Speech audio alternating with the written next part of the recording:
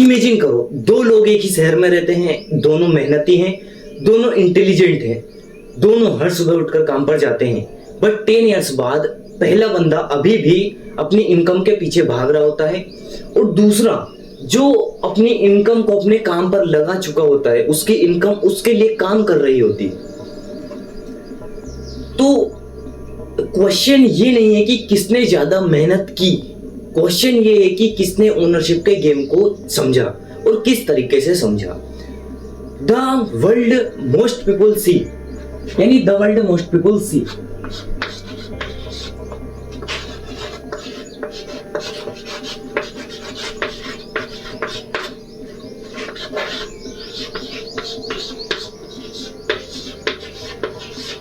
यानी the world most people see हमें बचपन से सिखाया गया, स्कूलों में सिखाया गया, या मतलब हमें बचपन से यही सिखाया गया, सोसाइटी में सिखाया गया, फैमिली में भी यही सिखाया गया कि जॉब लो, मतलब अच्छी एजुकेशन लो।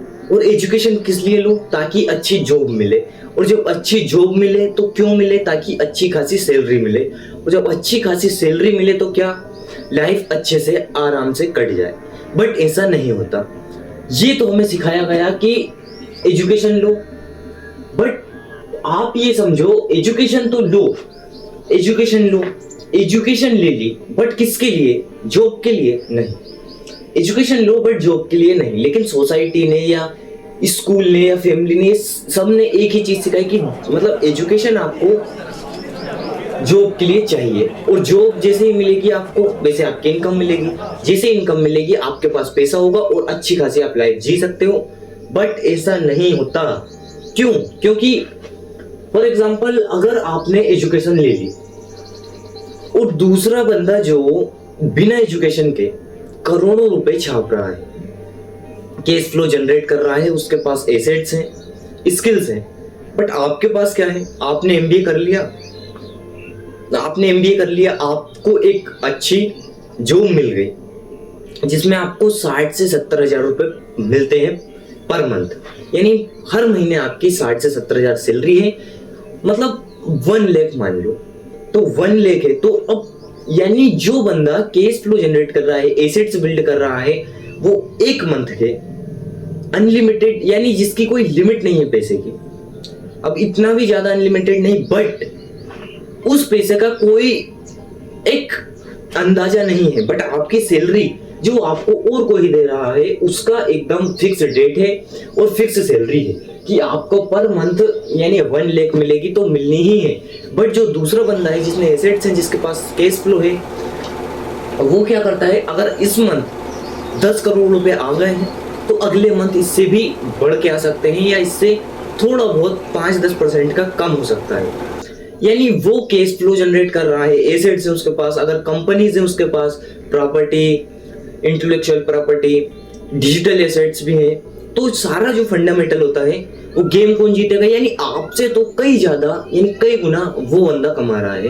तो ये आपकी जो एजुकेशन है वो यहाँ पर किस लिए काम आई? आपकी एजुकेशन जॉब करने के लिए नहीं होती, एजुकेशन होती है आपके विजडम के लिए, आपके मिशन के लिए, यानी आपको करना क्या है ये डिसाइड करने के लिए, डिसीजन मेकिंग, यानी डिसीजन मेकिंग आपके इलेक्शन के लिए। क्योंकि मैंने इलेक्शन के ऊपर भी एक डिटेल में वीडियो बनाया है, अगर आपने वो नहीं देखा हो तो आप वो भी देख सकते हो, मैं डिस्क्रिप्शन में लिंक दे दूंगा या एंड स्क्रीन पर लगा दूंगा। तो अब ये समझो आप, जैसे कुछ लोग बचपन से ही अलग सोचते हैं, यानी ओनरशिप का गेम समझते हैं, धीरे धीरे वो ओनरशिप के गेम को समझने लगते हैं, और धीरे धीरे फ्यूचर में फिर वही लोग एक अच्छी खासी वेल्थ क्रिएट कर लेते हैं, अच्छी खासी रिस्पेक्ट क्रिएट कर लेते हैं, अच्छी खासी लाइफ जीते हैं बिंदास। तो फंडामेंटल क्या होता है कि हमें बचपन से सिर्फ एक ही चीज सिखाई जाती है, स्कूल, कॉलेजेस या सोसाइटी मेंबर्स, फैमिली, इन सब में, कि एजुकेशन लो किसके लिए? जॉब के लिए, ना कि डिसीजन के लिए। आप सिर्फ जॉब के लिए एजुकेशन लो, आपको जो भी सर्टिफिकेट मिलेगा, जो भी आपकी डिग्री मिलेगी वो आपको दिखा देना है, आपको जॉब मिलेगी, आपको अच्छी खासी 50 से 60 हजार की सैलरी मिल जाएगी, ये मतलब इनकम मिल जाएगी, ये आपका काम हो जाएगा और आपकी पूरी लाइफ इसी इनकम में एडजस्ट कर करके कटती रहेगी और एक दिन ऐसा आएगा कि पूरी लाइफ खत्म हो जाएगी, बट ये आपकी जो इनकम थी ये नहीं बढ़ेगी। अब आते हैं चैप्टर 2, द हिडन डिफरेंस, यानी the hidden difference, the hidden difference.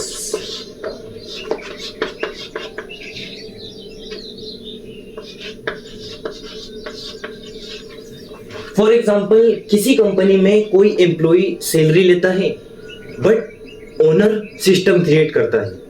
किसी कंपनी में कोई एम्प्लॉय अपना टाइम दे रहा होता है, अपना टाइम बेच रहा होता है सिर्फ कुछ इनकम के लिए, बट एक ओनर उसे इनकम मतलब सैलरी देता है उसकी मर्जी से। अगर उस ओनर का विचार है कि उसे यानी 50,000 देना है, यानी 50,000 सैलरी देना है 50,000, तो वो 50,000 ही देगा। बट अगर उस ओनर का विचार बदल जाता है, वो कहता है कि मुझे अब मतलब 52,000 देना है, यानी 2,000 रुपए बढ़ा दिए गए उसे, तो अब क्या होगा, जो एम्प्लॉय है वो अपनी मर्जी से तो नहीं बढ़वा सकता, और वो अपना मेन जो पॉइंट है वो टाइम बेच रहा है, वो टाइम बेच रहा है और प्रेशर के नीचे काम कर रहा होता है एम्प्लॉय। यानी एम्प्लॉय क्या करता है, एम्प्लॉय अगर वर्क कर रहा है तो वो भी ओनर की मर्जी से कर रहा है। ओनर ने बोला है कि क्योंकि देखो एम्प्लॉय टाइम बेचता है बट ओनर ग्रोथ लेता है, यानी वर्कर्स वर्क करते हैं किसके लिए, सिस्टम के लिए, और सिस्टम किसके लिए वर्क करता है, ओनर के लिए। और ओनर क्या करता है, ओनर कुछ नहीं करता, ओनर सिर्फ अपने थॉट्स बताता है, अपने डिसीजंस कंट्रोल करता है, अपने आप को कंट्रोल करता है। और वो अगर अपने डिसीजंस कंट्रोल करता है तो वो ओनर है, तो उसने ओनरशिप क्रिएट कर ली है, तो उसके नीचे उसके अंडर में वर्कर्स, एम्प्लॉय, मैनेजर ये सब वर्क कर रहे होते हैं, तो सारा कंट्रोल ओनरशिप यानी ओनर के हाथ में होता है।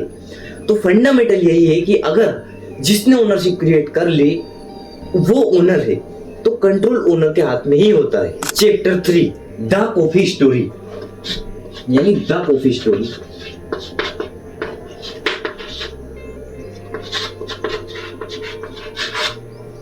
इमेजिन करो, हर सुबह लाखों लोग कॉफी खरीदते हैं, कंज्यूमर कॉफी खरीदता है, बट इन्वेस्टर कॉफी का स्टॉक खरीदता है, और यहीं से गेम बदलना शुरू होता है। तो डिफरेंस क्या है, पहला खर्च करता है और दूसरा एक्चुअल करता है।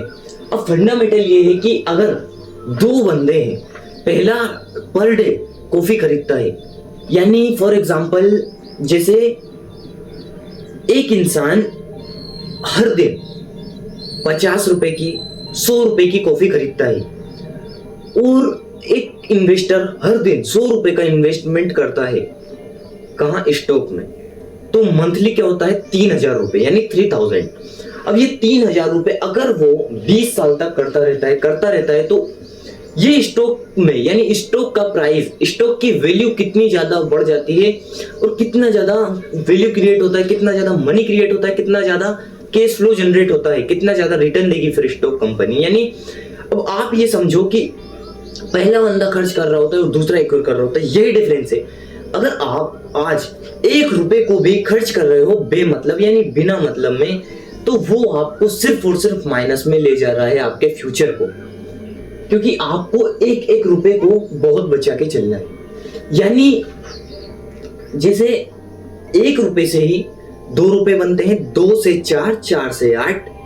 ये स्टोरी आपने सुनी होगी कि एक राजा के महल में 2 लोग थे और दोनों को ऑप्शन दिए गए कि आपको 30 दिन में पैसा डबल, यानी 30 दिन में पैसा इतना ज्यादा मल्टीप्लाई होके चाहिए, जैसे एक दिन में 1, तो 2 दिन में 2, तो तीसरे दिन में 4, फिर चौथे दिन में 8, फिर 5वें दिन में 16, तो ऐसे। और अगर आपको 1 करोड़ रुपए एक ही दिन में दे दिए जाए तो आप कौन सा लोगे?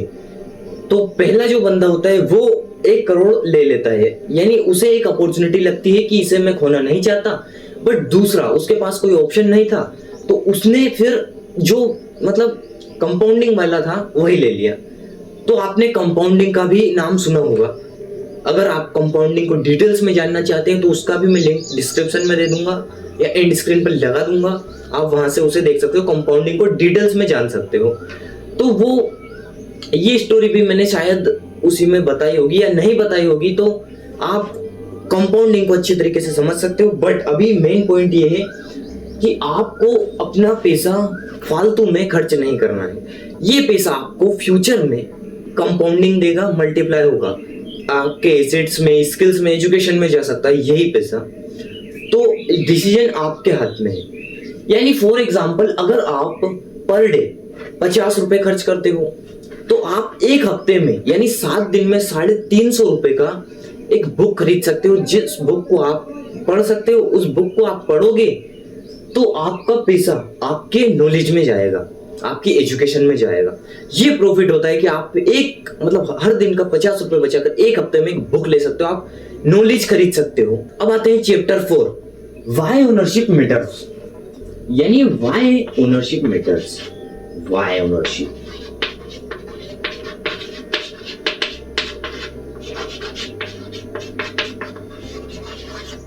यानी व्हाई ओनरशिप मैटर्स। तो बहुत सारे लोग ये समझते हैं कि ओनरशिप का मतलब सिर्फ बिजनेस होता है, बट ऐसा नहीं होता। ओनरशिप का मतलब सिर्फ बिजनेस नहीं होता। ओनरशिप का मतलब होता है जहां मतलब ओनर वैल्यू कलेक्ट कर रहा होता है, वहां ओनरशिप होती है। यानी जैसे for example intellectual property, assets, digital assets, cash flow, ownership matters. तो ओनरशिप मैटर्स, यही मैटर करती है ओनरशिप। जहां ओनर वैल्यू कलेक्ट करता है, क्रिएट करता है, वही ओनरशिप होती है। तो अब आप चैप्टर 5 को समझो। यानी दुनिया में हर दिन लाखों करोड़ों डॉलर फ्लो करते हैं, बट क्वेश्चन ये नहीं है कि कितने डॉलर फ्लो करते हैं या कितना पैसा फ्लो करता है। क्वेश्चन ये है कि ये पैसा जाता कहां है या जा कहां रहा है, ये आगे कहां जाएगा। अक्सर फिर आंसर क्या होता है, ओनर्स के पास, क्योंकि जिसने ओनरशिप क्रिएट कर ली उसी के पास पैसा जाना है। फॉर एग्जांपल अब मान लो आप कोई भी प्रोडक्ट बाय करते हो अमेज़न से, या आप कोई भी वीडियो देखते हो नेटफ्लिक्स पर सब्सक्रिप्शन लेकर, या आप कोई भी मैच देखते हो, तो ये यानी जैसे आपने अमेज़न से कोई प्रोडक्ट खरीदा तो आप नहीं खरीद रहे, बहुत सारे लोग खरीद रहे हैं, करोड़ों लाखों लोग खरीद रहे हैं। तो ये सारा जो मनी जा रहा है वो किसके पास जा रहा है, कंपनी के पास। कंपनी किसकी है, ओनर की। तो पैसा कहाँ जा रहा है, ओनर के पास। यानी जो बिगेस्ट कंपनीज होती हैं उनका ओनर जो है उसके पास पैसा जाता है, क्योंकि वर्कर सिस्टम के लिए काम करते हैं बट सिस्टम ओनर के लिए काम करता है। तो सारा पैसा जा रहा है कंपनी के पास। कंपनी यानी सिस्टम, तो सिस्टम किसके लिए है, ओनर के लिए। तो वो जा रहा है सारा ओनर के पास। यही फंडामेंटल होता है कि सारा के सारा पैसा ओनर के पास जाता है। जिसने ओनरशिप क्रिएट कर ली, पैसा उसी के पास जाना है, इसमें कोई डाउट नहीं है। अब आते हैं चैप्टर 6, द ओनरशिप माइंडसेट। यानी द ओनरशिप माइंडसेट।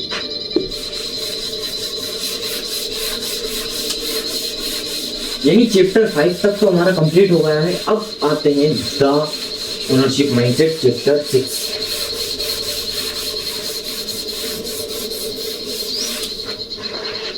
यानी द ओनरशिप माइंडसेट चैप्टर 6 है ये, the ownership mindset.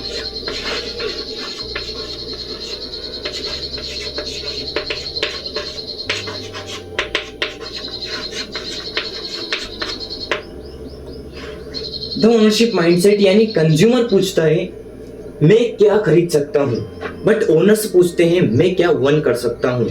For example यानी आप ये समझो कि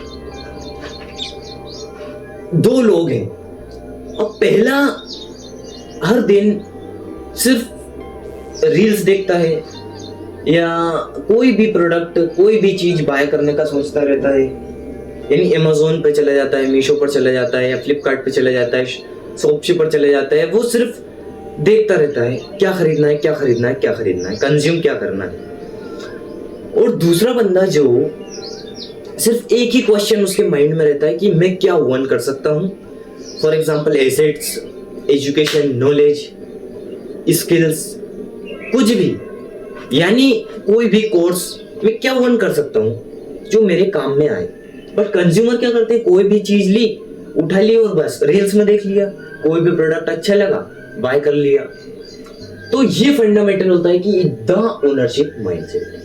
ओनर्स का माइंड होता है जो ओनरशिप क्रिएट करने के पीछे जहां वैल्यू क्रिएट होती है वहीं जाता है। बट एक कंज्यूमर का माइंडसेट जो होता है वो सिर्फ कंज्यूम करने में जाता है।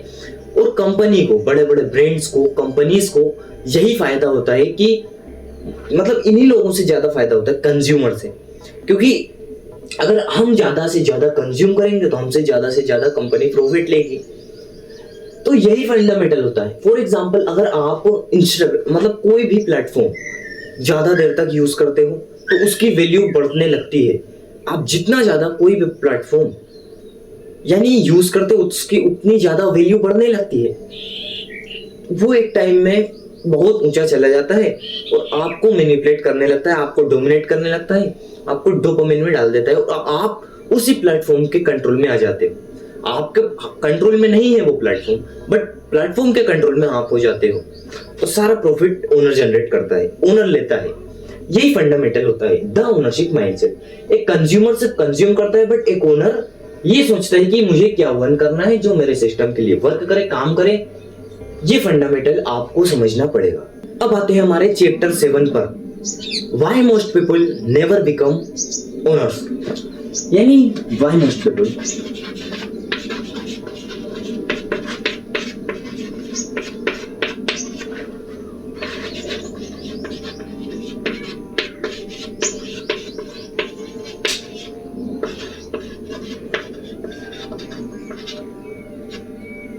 यानी why most people never become owners, ये हमारा चैप्टर 7। अब आप ये समझो कि ओनरशिप डिफिकल्ट है, कंज्यूमेशन इजी है, फोन खरीदना आसान लगता है, बट एक कंपनी का हिस्सा बनना बहुत ज्यादा मुश्किल लगता है, डिफिकल्ट लगता है। इसलिए बहुत ज्यादा यानी बहुत सारे लोग सिर्फ कंज्यूमेशन इकोनॉमी में फंस जाते हैं। यानी स्टॉक मार्केट में, शेयर मार्केट में बहुत ज्यादा रिस्क है, बट कोई प्रोडक्ट बाय करने में कोई रिस्क नहीं लगता। अब एक और स्टोरी सुनो।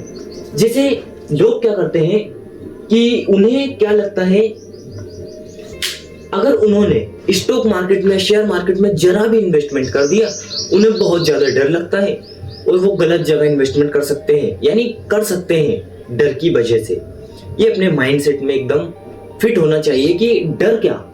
देखो, आप अगर कोई प्रोडक्ट अमेज़न से बाय कर रहे हो या कोई भी प्लेटफॉर्म से बाय कर रहे हो, कोई भी कंपनी से बाय कर रहे हो, अगर वो यानी उसमें कोई मिस्टेक निकल जाए, वो थोड़ा डैमेज निकल जाए, तो क्या आप उसे रिटर्न करते हो? बहुत सारे लोग नहीं करते, उसे जाने देते हैं। वो कहते हैं कि छोड़ो, यानी हटाओ, इसे रिटर्न करने की कोई जरूरत नहीं है, अब जो ले लिया वो ले लिया।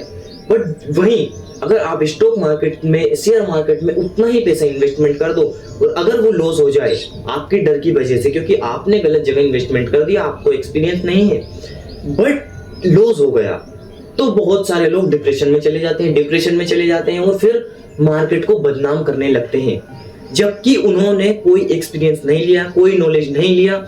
जब कोई नॉलेज नहीं लिया, कोई एक्सपीरियंस ही नहीं लिया और बेमतलब में बिना सोचे समझे स्टॉक मार्केट में कदम रख दिया, तो फिर तो लॉस होना ही है, डूबना ही है। ये फंडामेंटल होता है कि अगर आप कोई भी प्रोडक्ट खरीदते हो और वो डैमेज निकल जाए, आप उसका कोई रिस्क नहीं लेते हो, बट अगर आप कहीं इन्वेस्टमेंट कर देते हो, वो जरा भी लॉस हो जाए तो आप उसमें डिप्रेशन में चले जाते हो, उसे बदनाम करने लगते हो। ये क्या फंडामेंटल हुआ? यही चीज है कि why most people never become owners. Ownership इसलिए डिफिकल्ट है कि आप सिर्फ अपने प्रॉफिट को देखते हो, आप अपने फ्यूचर के प्रॉफिट को नहीं देखते हो।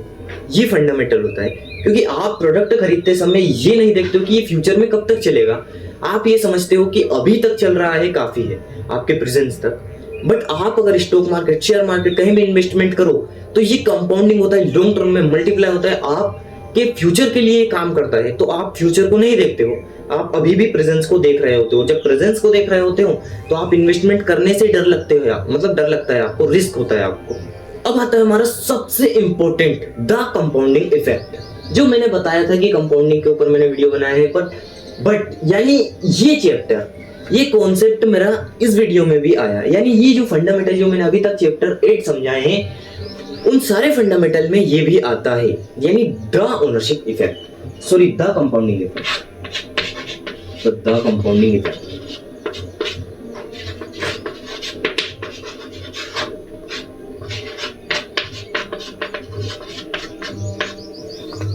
यानी द कंपाउंडिंग इफेक्ट, ये क्या होता है? अगर आप, यानी एक एसेट है, एक बिजनेस है, एक इंटेलेक्चुअल प्रॉपर्टी, यानी छोटा, कोई भी आप छोटा स्टार्टअप से स्टार्ट करते हो, वो धीरे धीरे लॉन्ग टर्म में कंपाउंडिंग के जरिए बहुत बड़ा हो जाता है और एक दिन इतनी तेजी से बढ़ने लगता है कि आपको बहुत ज्यादा प्रॉफिट होने लगता है।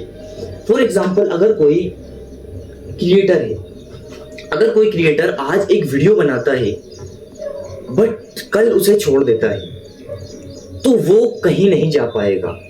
बट अगर एक क्रिएटर जो पर डे वीडियो बनाता है, कंसिस्टेंटली के साथ काम करता है, कंसिस्टेंसी के साथ काम करता है, आज एक वीडियो बनाया, कल भी, परसों भी, ऐसे करते रोज पर डे वीडियो बनाते होते 5 साल लग गए।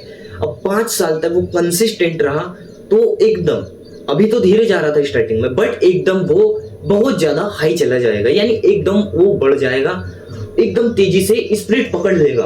अब जैसे ही उसने स्प्रिट पकड़ी, उसके बाद तो ग्रोथ ही ग्रोथ है, अपॉर्चुनिटीज है। ये फंडामेंटल होता है बिजनेस में, एसेट्स में। क्योंकि अगर आप अभी एसेट्स आपको छोटे लग रहे हैं, बट जैसे ही लोगों को पता चलता है कि आपके पास एसेट्स है, अगर आप फॉर एग्जांपल, मतलब आपके पास कोई इंटेलेक्चुअल प्रॉपर्टी है, कोई आपके पास रूम्स है जो आपको रेंट पर देने होते हैं, तो धीरे धीरे लोगों को पता चलता है कि आपके रूम्स रेंट पर हैं, धीरे धीरे लोग आते हैं, फिर लोगों से और कनेक्टिविटी होती है, और ज्यादा लोग आते हैं, तो धीरे धीरे और लोग आने लगते हैं। उन्हें अगर कोई व्यवस्था लगती है, कोई भी उन्हें कंफर्टेबल फील होता है, अच्छा लगता है, तो वो धीरे धीरे और ज्यादा लोग आने लगते हैं। और यही होता है कंपाउंडिंग इफेक्ट, यानी लॉन्ग टर्म में बहुत ज्यादा सिस्टम कंपाउंड होता है, क्योंकि टाइम कंपाउंड होता है, मनी कंपाउंड होता है, मल्टीप्लाई होता है, यानी टाइम भी कंपाउंड होता है, मनी भी कंपाउंड होता है, नॉलेज भी कंपाउंड होता है, ये सारी चीजें कंपाउंड होती हैं और लॉन्ग टर्म में ये बहुत ज्यादा कंपाउंड होती है। यही फंडामेंटल होता है द कंपाउंडिंग इफेक्ट। तो इसका मैंने डिटेल्स में वीडियो बनाया है, मैंने आपको पहले भी बता दिया था, आप देख सकते हो, डिस्क्रिप्शन में लिंक दे दूंगा। बाकी the power of small ownership, यानी the power of small ownership.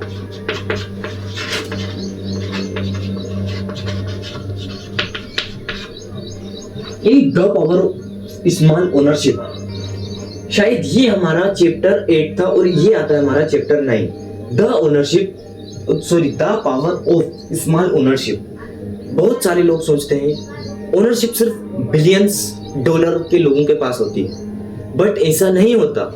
Difference amount का नहीं है, डिफरेंस डायरेक्शन का है।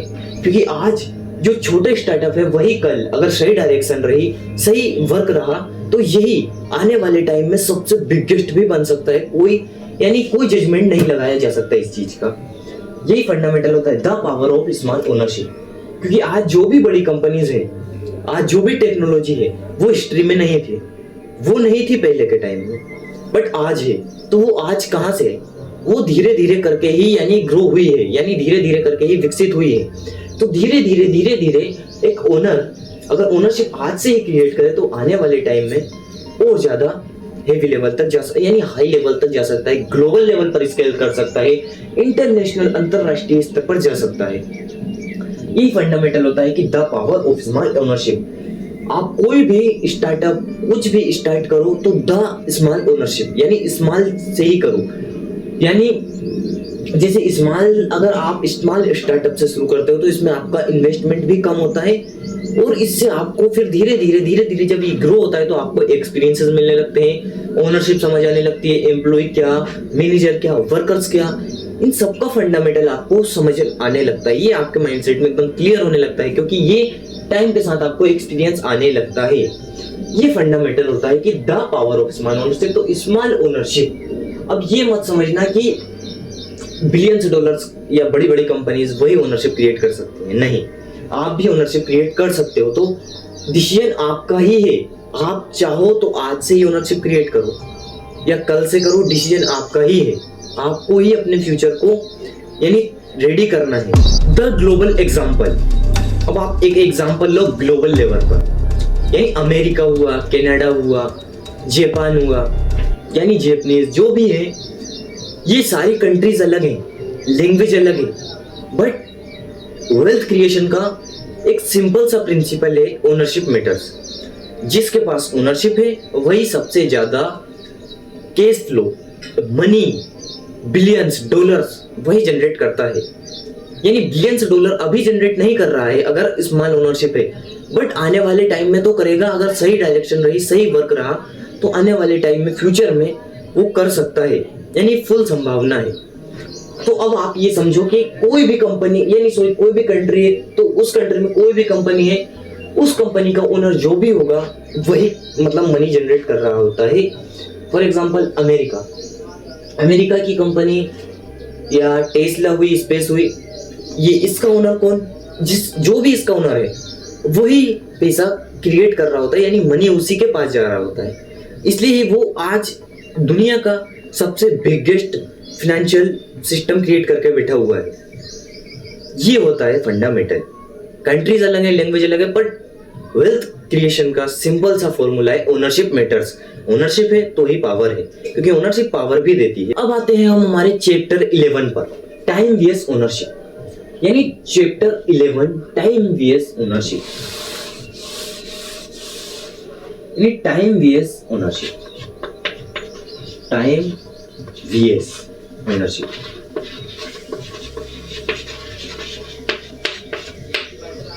अब कई लोग तो अपनी इनकम बढ़ाने के पीछे भागते हैं, बट कई लोग सिस्टम्स बिल्ड करने के पीछे भागते हैं, क्योंकि टाइम लिमिटेड है बट ओनरशिप स्केलेबल है।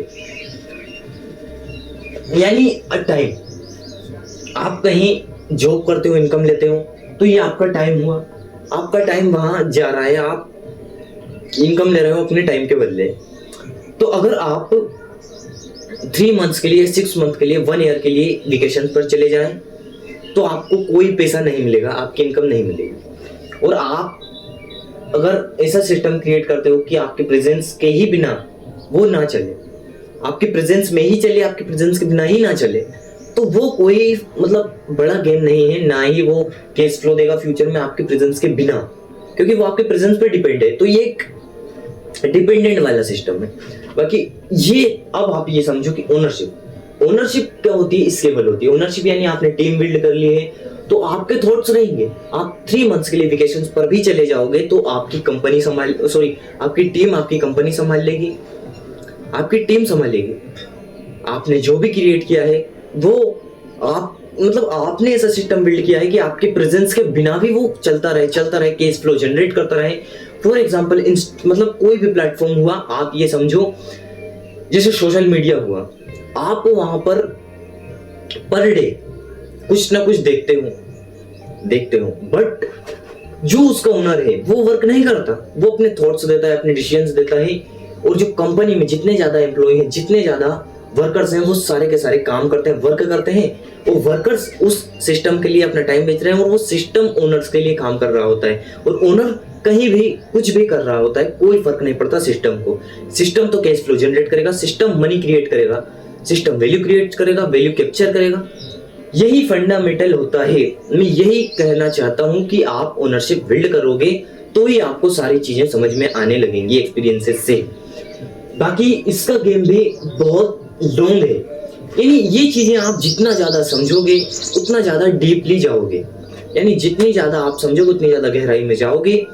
जैसे ओनरशिप, मैंने ओनरशिप को समझाया, लेकिन ओनरशिप को आप जितना ज्यादा समझोगे वो और ज्यादा गहराती जाएगी, यानी और ज्यादा डीपली होती जाएगी। तो आप किसी भी चीज को जितना ज्यादा समझते हो वो और ज्यादा गहरी होने लगती है। तो आज की इस वीडियो में सिर्फ इतना ही। बाकी कोई भी आपका डाउट है कोई भी आपका क्वेश्चन है तो कमेंट बॉक्स में कमेंट कर देना, या मैंने ईमेल दिया हो तो ईमेल कर देना अगर अबाउट सेक्शन में मिल जाए। बाकी Facebook, Instagram, Telegram, Twitter, WhatsApp, Threads, LinkedIn, इन सारे प्लेटफॉर्म्स को आप ज्वाइन कर सकते हो, इस कम्युनिटी को ज्वाइन कर सकते हो, क्योंकि आपको इंस्टाग्राम पर शॉर्ट रील्स में डीप इंसाइट मिलती है और फेसबुक पर शॉर्ट रील में आपको डीप इंसाइट मिलती है, और मतलब हर संडे उस पर लॉन्ग वीडियो आता है। बाकी व्हाट्सएप, थ्रेड्स, लिंक्डइन या टेलीग्राम, ट्विटर हुआ, इन पर तो आपको टेक्स्ट टाइप की इंसाइट मिलती है, आप वहां भी ज्वाइन हो सकते हो। बाकी और deeply system, money psychology, human psychology या फाइनेंशियल सिस्टम, फाइनेंशियल इंटेलिजेंस, यह सारा जो सिस्टम्स है, ओनरशिप, बैलेंस शीट्स, ये सब समझना चाहते हो तो अभी राज अर्थ सम्राट को ज्वाइन करो। बाकी मिलते हैं कुछ नेक्स्ट वीडियो में नेक्स्ट टॉपिक के साथ, तब तक के लिए जय मां।